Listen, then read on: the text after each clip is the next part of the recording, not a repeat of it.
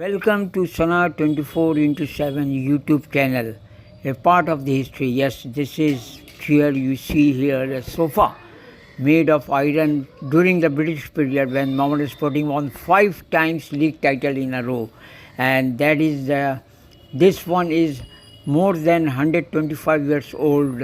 You can see the emblem of the British period, and this man Muhammad Shafiq was the office secretary during early 60s and late 50s, and he saw two periods of Mohammedan Sporting, two very critical phase of Mohammedan Sporting, when there were riots in Kolkata and when Indo-Pak war, and how did the club survive.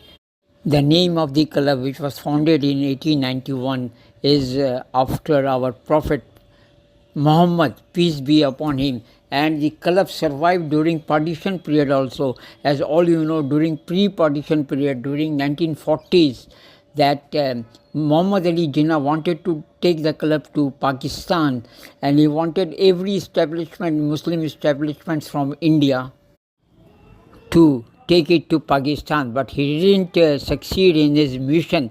And all you know that during that Mohammedan Sporting visit to that, this is my father, late Athar Ali Khan, who was a freedom fighter.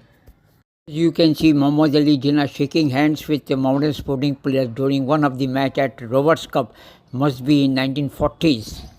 There are three establishments, Muslim establishments in India, which cannot be taken away, which cannot be undermined. That is Darul Uloom Deoband, Mohammedan Sporting Club, and Aligarh Muslim University. Yes, now we talked to Muhammad Shafiq, office secretary during late 50s and early 60s. Let's listen to him, Muhammad Shafiq. हम लोग बेंगलोर मुस्लिम से हम लोग का match हुआ, तो हम लोग कहा कि मैच तो भर कर खेलना है और खेल करके तरीके से हारना है। तो इत्तेफाक से हम लोग एक मैच वो मैच हम लोग एक गोल से जीत रहे थे। लतीफ़ुद्दीन हम लोगों का अब्दुल लतीफ़ गोल किया था। उसके बाद फिर हम लोग 2-1 से हार करके ये गए। शाम को फिर हम लोग क्लब में बैठे तो हमारे उस्ताद थे समीउल हक साहब, मास्टर समीउल हक साहब, उन लोगों ने हम लोग प्लेयर लोगों को लेकर बैठा। तो हम कहा कि क्लब की ये हालत है, कैसे क्या करना होगा। तो प्लेयरों ने कहा कि भाई हम लोगों को सिर्फ जाने का किराया दे दीजिए, हम लोग सब चले जाएंगे। क्लब की ये हालत है तो कोई देखने वाला नहीं है, क्लब का कोई पूछने वाला नहीं है, सब ऑफिशियल अंदर चले गए हैं। तो फिर हम लोगों ने अब इसी तरह से डोर टू डोर जा करके कुछ कलेक्शन किया। कलेक्शन करके प्लेयरों को सिर्फ रास्ते का खर्च दे दिया और सब प्लेयर चले गए। तो उसके बाद फिर बोले कि जब हालत नॉर्मल लगा तो हम लोग आ। 64 के राइज में भी बहुत हालत ख़राब हो गई थी हम लोगों का, एकदम बिल्कुल माली हालत क्लब को बहुत ख़राब हो गया था। तो फिर उस दौर में हम लोगों का मुल्ला जान साहब, काजी अलमास खान साहब, असर अली खान साहब और कई ऑफिशियल हम लोगों का GM ताहिर साहब वगैरह मिल करके डोर टू डोर जा करके कलेक्शन किया और कलेक्शन करके फिर वो क्लब का हालत को ये हुआ, नॉर्मल पर आया। 65 के राइट में हम लोगों के क्लब की हालत बहुत ही हो गई थी। हमारे सारे ऑफिशियल DI में बंद हो गए थे, जैसे मुल्ला जान मोहम्मद साहब, ताज मोहम्मद, GM ताहिर साहब, काजी अलमास खान वगैरह सब अरेस्ट हो गए। क्लब की हालत ये हो गई थी। हम लोगों का उस वक्त IFA शील्ड का मैच चल रहा था। हम लोग बेंगलोर से 2-1 से हार गए थे। हारने के बाद क्लब की हालत बहुत गहरी हुई थी। प्लेयरों को बैठा करके हम लोगों ने कहा कि भाई क्लब की ये हालत है, क्या करना है। तो प्लेयरों ने सजेशन दिया कि हमको सिर्फ जाने का भाड़ा दे दीजिए, हम लोग से चले जाएंगे, जब क्लब की नॉर्मल हालत होगी तो फिर हम लोग आ जाएंगे। 64 का राइट में भी बहुत क्लब की हालत ये हो गई थी, माली हालत बहुत ख़राब हो गया था। उस टाइम में डोर टू डोर जा करके मुल्ला जान मोहम्मद साहब, काजी अलमास खान साहब, अतहर अली खान साहब, ये लोग सब मिल करके डोर टू डोर जा करके ऑफिशियलों को बताया और लोगों को ये किया और फिर वो क्लब के कुछ माली हालत सुधरी। उसके बाद फिर क्लब अपनी नॉर्मल पर आया। हाँ, तो हम लोगों के ख़िलाफ़ में हम लोग जब मैच खेल रहे थे तो हम लोगों का वो ईस्ट बंगाल के साथ मैच था। 100 लेग में बहुत काफ़ी बारिश हो गई थी।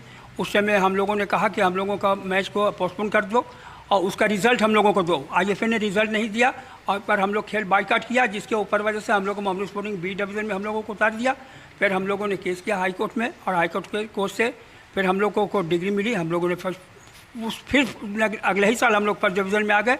और उसी दरमियान में जब हम लोगों का सस्पेंड किया था तो गुवाहाटी टूर्नामेंट हम लोग खेलने गए थे। ईस्ट बंगाल को मार के हम लोग गुवाहाटी टूर्नामेंट हम लोग जीता था। बरदोलाई। हाँ, तो मीर मोहम्मद उमर साहब लेकर के हम लोग गवर्नर के पास भी गए थे और हम लोगों ने कहा कि नहीं, हम गवर्नर के पास भी हम लोग गए थे।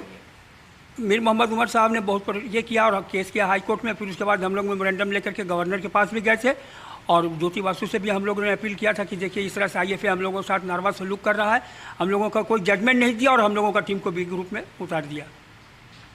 फिर हाई कोर्ट से हम लोगों को परमिशन मिला। वो बोलिए 1981 के बारे में। 1981 में हम लोगों की टीम बहुत अच्छी टीम बनी थी। 1980 में भी हम लोग होते, लेकिन match postpone, league IFA postpone कर दिया था, इसलिए लीग पूरा कंप्लीट नहीं हो सका। लेकिन फिर 1981 में जब हुआ तो हम लोग 81 में हम लोग लीग चैंपियन हुए थे, अनबीटेन लीग चैंपियन हुए थे। Okay. This is the IFA Shield, one of the oldest football trophy in the world. As you can see, this is a trophy which Modern Sporting won the double, the league and Shield in 1936. That was a rare occasion when the club made history. And then I had interviewed people who had been a part of the team that won the IFA Shield in 1957. That included Rahmatullah. Then Salam Saab was the captain of the team. And you can see the 1957 emblem, Modern Sporting name is there.